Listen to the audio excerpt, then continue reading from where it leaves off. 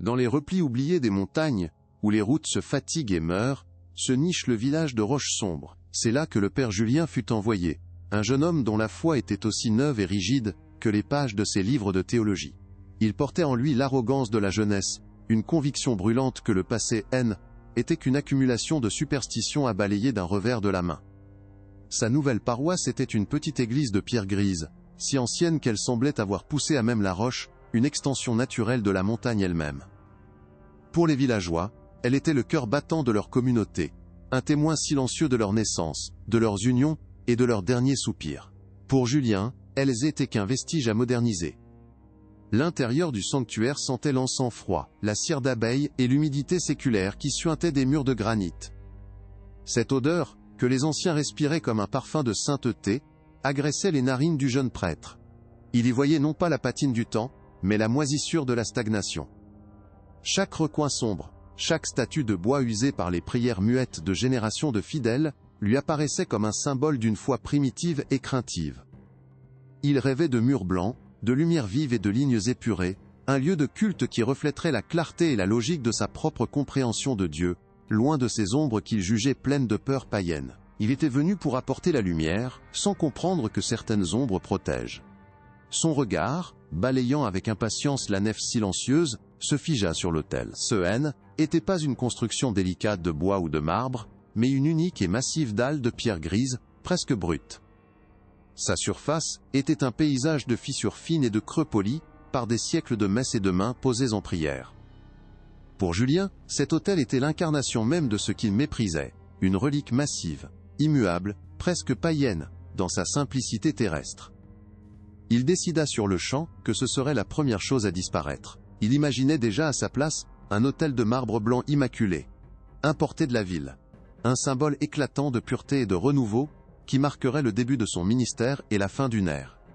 Le dimanche suivant, depuis la chaire, il annonça son intention avec une assurance qui ne laissait aucune place à la discussion.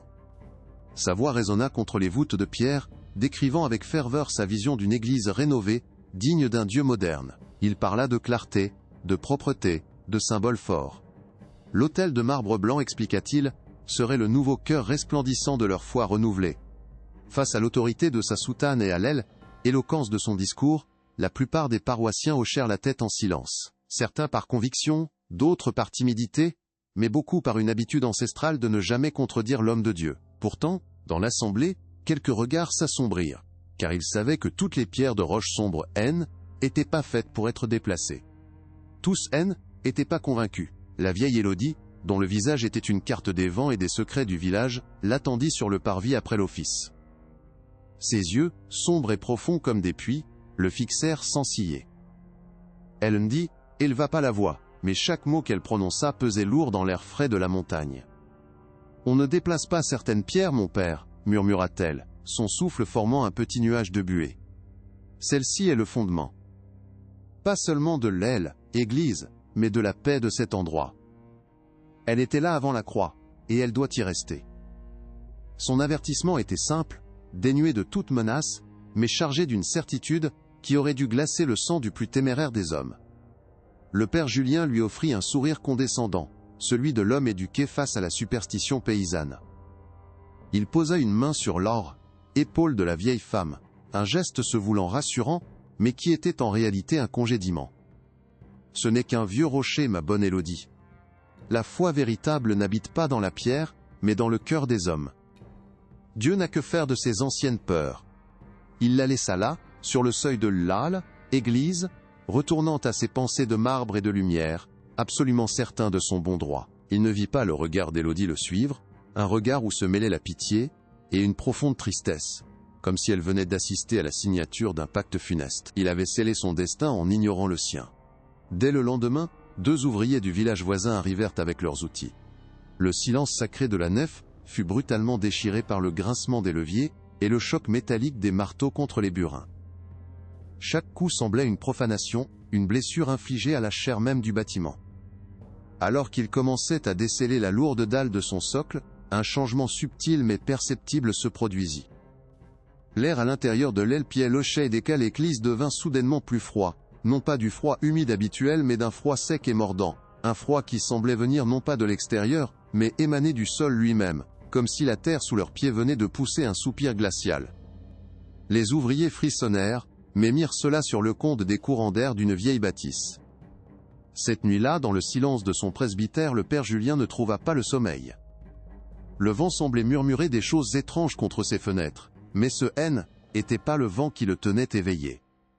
Alors que la lune jetait des ombres longues et déformées dans sa chambre, il perçut un son. Était une plainte à peine audible, une lamentation basse et continue qui ne venait d'aucune direction précise. Elle semblait monter des fondations de la maison, vibrer dans le bois du plancher, et dans les os de celui qui écoutait. Il se leva, fit le tour de la pièce, mais ne trouva rien. Se persuadant que ce N était que le bruit d'un animal ou le fruit de sa fatigue, il retourna se coucher, sans savoir qu'il venait d'entendre la première note d'une mélodie funèbre composée pour lui. La nuit suivante, la complainte revint, mais elle N était plus une rumeur lointaine montant des profondeurs de la terre. Le son S était immiscé dans le presbytère. Était un sanglot étouffé, intime et déchirant, qui semblait naître des murs même de sa chambre. Le père Julien se leva d'un bond, le cœur battant à se rompre, cherchant une source rationnelle à cette affliction sonore. Il inspecta les fenêtres, le plancher, les couloirs silencieux, mais ne trouva rien. Le vent était calme, la maison immobile. Pourtant, la lamentation persistait, une vague de chagrin si pure et si ancienne, qu'elle ne pouvait appartenir à un être vivant. Était le chagrin de la pierre, de la terre profanée, et elle s'adressait désormais directement à lui, l'envahissant dans son sanctuaire le plus personnel. Au lever du jour, cherchant un répit dans la familiarité de l'église, il y trouva une nouvelle forme de désolation.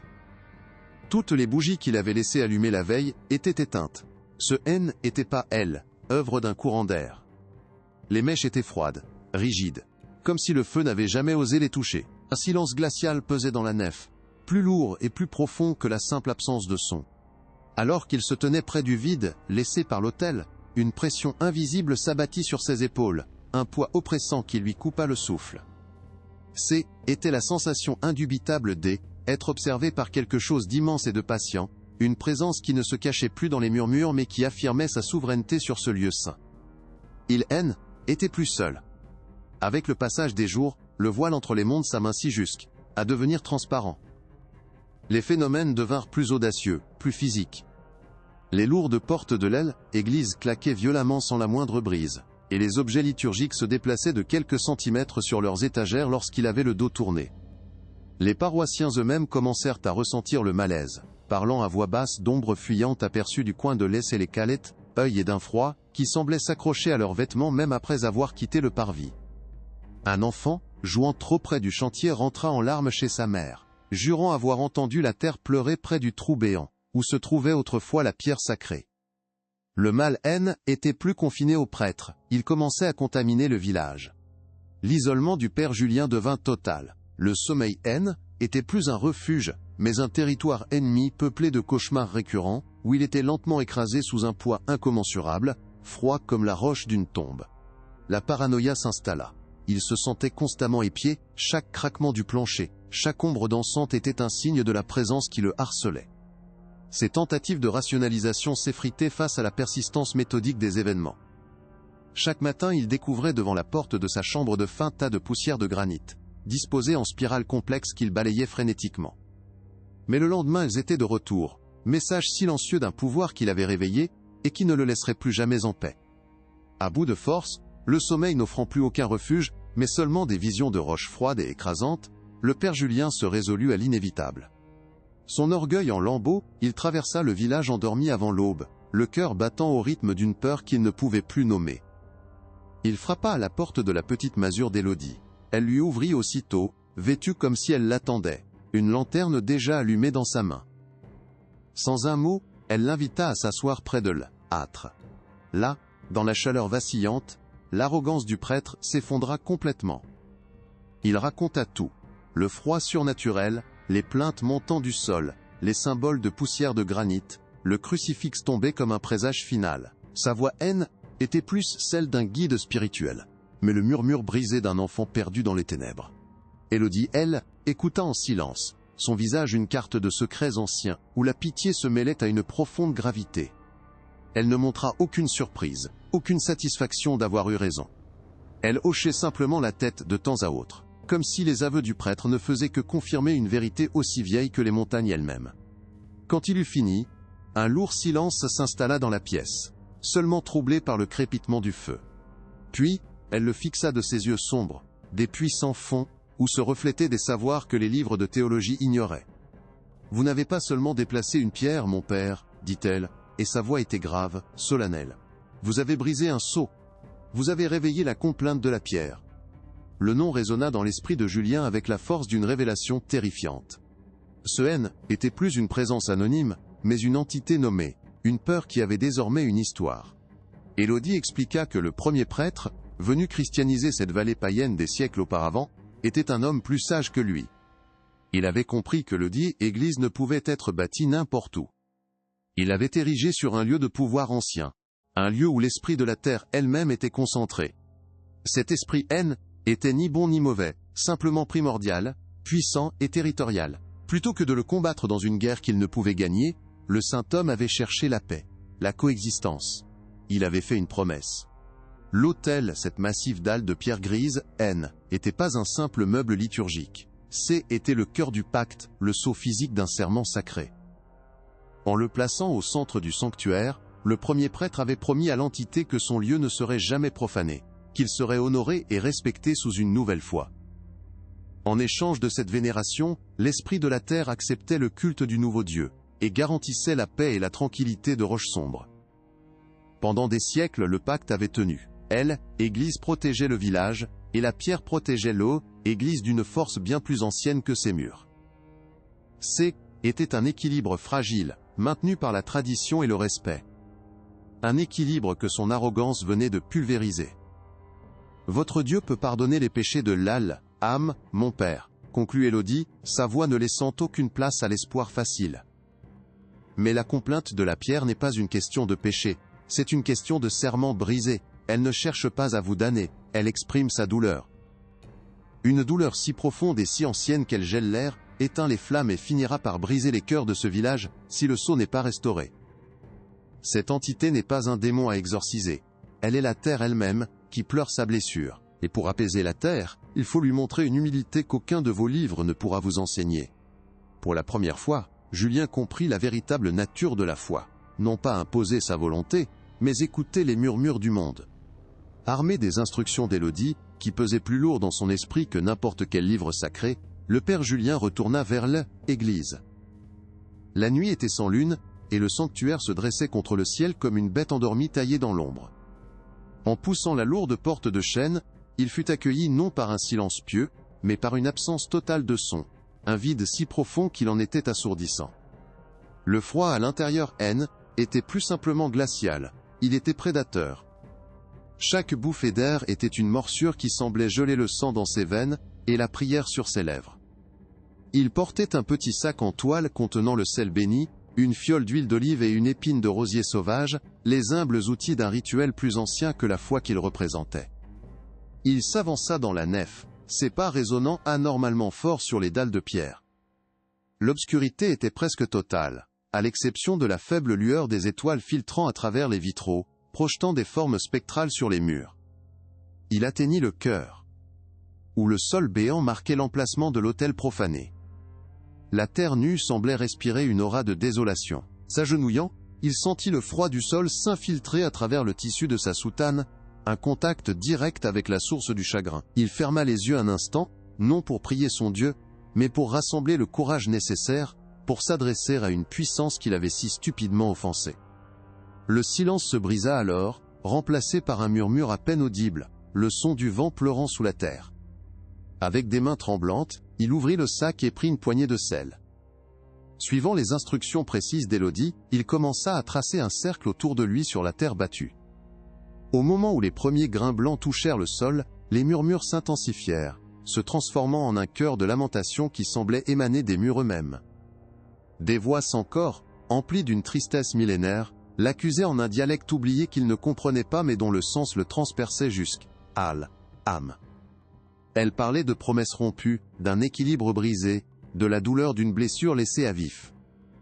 Chaque grain de sel qu'ils laissaient tomber semblait attiser leur colère et leur chagrin, mais ils savaient qu'ils ne devaient pas s'arrêter. Le cercle achevé, il prit la fiole d'huile d'olive. Le liquide doré capta la faible lumière, brillant comme une larme. Il en versa le contenu au centre du cercle, sur la terre même où le sang du Christ avait été symboliquement versé pendant des siècles. À l'instant où l'huile toucha le sol, les lourdes portes de l'aile, église se refermèrent avec la violence d'un coup de tonnerre, le faisant sursauter. Le bruit secoua la structure jusqu'à ses fondations, et la poussière tomba des poutres du plafond. Ce N était pas le vent. C était un acte délibéré, un avertissement, une tentative de briser sa concentration et de le faire fuir. Il était désormais piégé à l'intérieur avec la peine qu'il avait libérée. Vint ensuite l'aile, étape la plus redoutée, le sacrifice du sang. Le rituel exigeait non pas la mort, mais la reconnaissance de la vie, une offrande personnelle pour sceller le pardon. Il sortit l'aile, épine de rosier, sa pointe acérée brillant faiblement dans la pénombre. Il prit une profonde inspiration et se piqua fermement le pouce. Une perle de sang, sombre et épaisse, se forma. Alors qu'il approchait sa main de la terre, une vague de désespoir pur le submergea, si intense qu'il faillit évanouir. Ce N n'était pas sa propre peur, mais la douleur de l'entité, un chagrin si vaste et si ancien, qu'il menaçait de noyer sa conscience. C était la douleur de être oublié, de être trahi.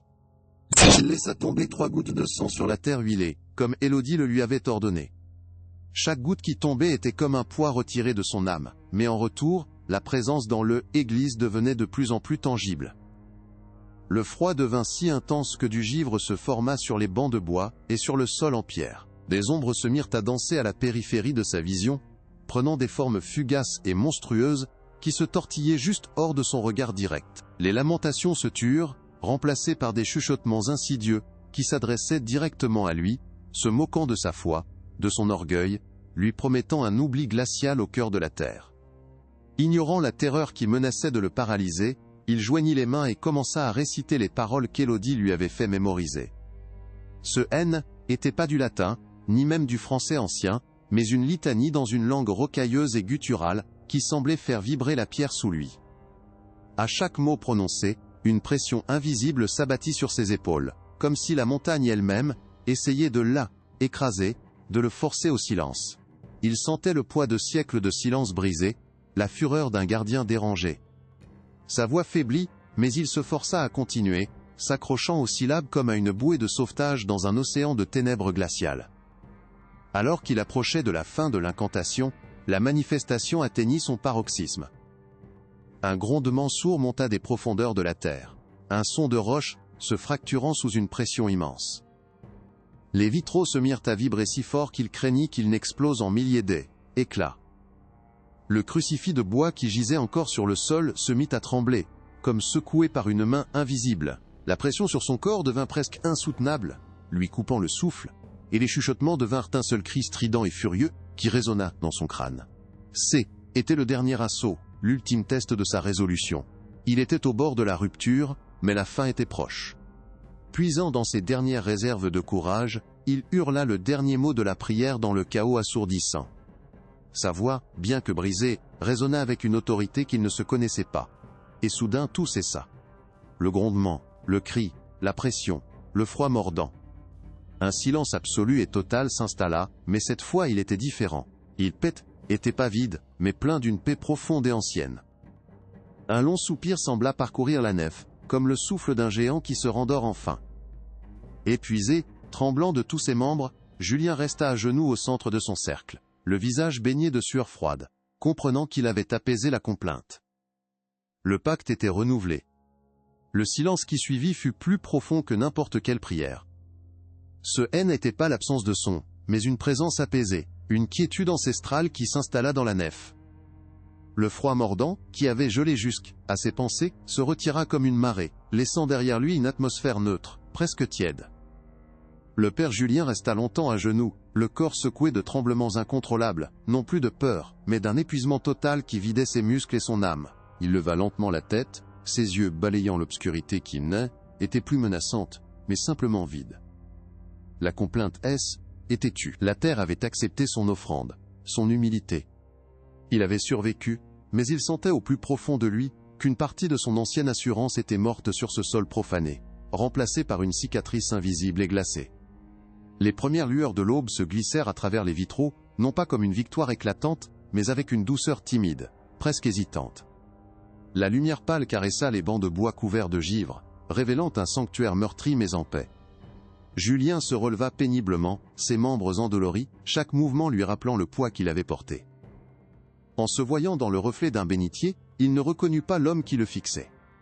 Ses yeux, autrefois pleins d'un zèle arrogant, étaient désormais creusés, hantés par une sagesse terrible. Une mèche de ses cheveux, juste au-dessus de la tempe, était devenue blanche comme la neige, une marque physique laissée par le contact glacial avec l'incompréhensible. La nuit était terminée, mais son ombre demeurait en lui pour toujours, un rappel constant de la fragilité de sa foi. Au matin, les hommes du village arrivèrent, prévenus par Élodie. Ils trouvèrent leur prêtre assis sur les marches du chœur, silencieux, le regard perdu dans le vide. Personne ne posa de questions. Ils virent la mèche blanche, le tremblement léger de ses mains, et ils comprirent. Sans un mot, dans un effort collectif et solennel, ils allèrent chercher la lourde dalle de pierre. Elle semblait moins pesante, comme si elle désirait retrouver sa place. Ils la réinstallèrent sur son socle, scellant à nouveau le pacte avec la terre. Le père Julien supervisa le travail, non plus en maître, mais en gardien. Il n'acheta jamais l'autel de marbre blanc qu'il avait tant désiré. Il célébra désormais la messe sur la pierre ancienne, sa main frôlant parfois les fissures, comme pour s'assurer que le sceau tenait bon. Écoutez attentivement, car l'histoire du père Julien n'appartient pas qu'aux montagnes de roches sombres. Elle est gravée dans chaque lieu, où l'homme a tenté d'effacer les murmures du passé sous le vernis de la modernité. La complainte de la pierre n'est pas une légende locale. C'est le nom que nous donnons à la tristesse de la terre elle-même, lorsqu'un pacte ancien est brisé. Elle sommeille sous les fondations des vieilles chapelles, dans les menhirs oubliés au cœur des forêts, et dans les autels que des mains plus sages que les nôtres ont érigés. L'arrogance d'un seul homme a suffi à la réveiller, transformant un lieu saint en un tombeau glacial. Son histoire n'est pas un conte pour effrayer les enfants, mais une carte qui indique où se trouvent les abîmes. Retenez donc ces règles, car elles sont plus importantes que n'importe quelle prière face à une telle force. La première est la plus simple. Ne dérangez jamais les pierres fondatrices. Elles ne sont pas de simples roches, mais les sceaux d'un équilibre fragile. La deuxième règle est d'écouter la sagesse des anciens. Leurs superstitions sont les cicatrices laissées par ceux qui ont appris dans la terreur. La troisième, et la plus cruciale, est de se méfier de son propre orgueil. Croire que le présent sait tout mieux que le passé est l'insulte suprême, celle qui force l'entité à vous enseigner l'humilité par le froid et le silence.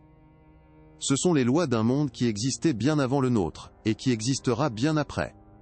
Comprenez bien que la complainte de la pierre n'est pas une entité maléfique.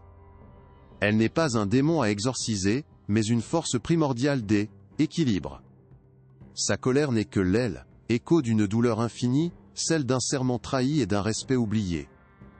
Elle ne cherche pas à damner les âmes, mais à rappeler à l'humanité sa place. Nous ne sommes que des invités sur cette terre, pas ses maîtres. Ceux qui, comme le père Julien, oublient cette vérité fondamentale et brisent les pactes sacrés, sont condamnés à ressentir sa peine. Sa complainte devient la leur, son froid s'insinue dans leur cœur, et son silence devient leur éternité. C'est la leçon finale, gravée non dans le marbre, mais dans la pierre brute de la peur. Si ce récit a éveillé en vous une crainte respectueuse, alors partagez-le. Assurez-vous que la leçon de Roche Sombre ne soit pas oubliée, car le folklore n'est pas qu'une histoire. C'est un manuel de survie pour naviguer dans les ombres qui bordent notre monde.